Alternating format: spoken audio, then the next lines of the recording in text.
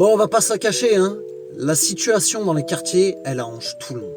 Il y a des sociologues, et pas des petits, je vais vous parler de Marx, Engels, Foucault, Bourdieu, qui ont traité le sujet en disant que la population devenait fragile, et donc ça permettait aux élites de conserver leur pouvoir.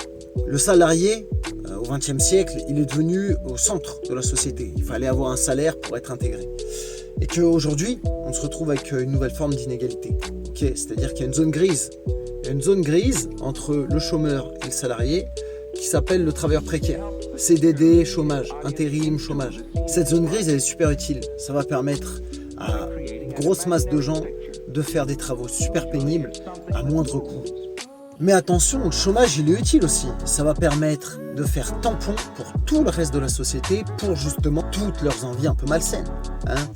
On prend des jeunes qui viennent de familles extrêmement populaires, on les jette dans des réseaux de trafic de stupéfiants, ils prennent tous les risques, ou alors de prostitution, ouais, ils payent de leur santé mentale, pour justement que Nicolas, qui est un peu stressé par son boulot, et puisse se soulager. Et voilà, et c'est là aussi où ça devient malsain.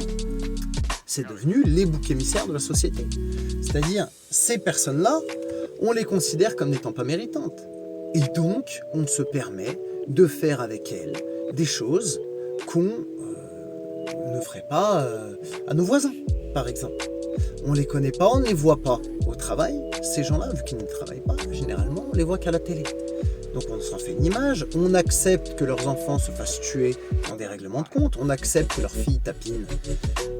Voilà, des choses qu'on n'accepterait absolument pas avec nos voisins. Et puis soyons clairs, ça permet aussi à la classe moyenne de garder une image clean. C'est-à-dire que le sale se fait dans les quartiers. Vous comprenez? On va acheter nos drogues dans les quartiers, on les prend dans des salles techno, et puis ça sort pas bien. Le lundi, on est au boulot, on est clean. Vous comprenez?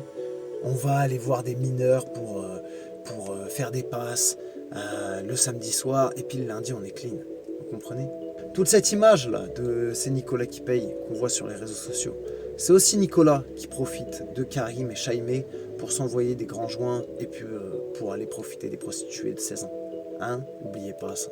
Je finirai cette petite vidéo par ma phrase fétiche qui est: dans une société sélective, si tu ne vis pas la violence, c'est quelqu'un d'autre la vie pour toi.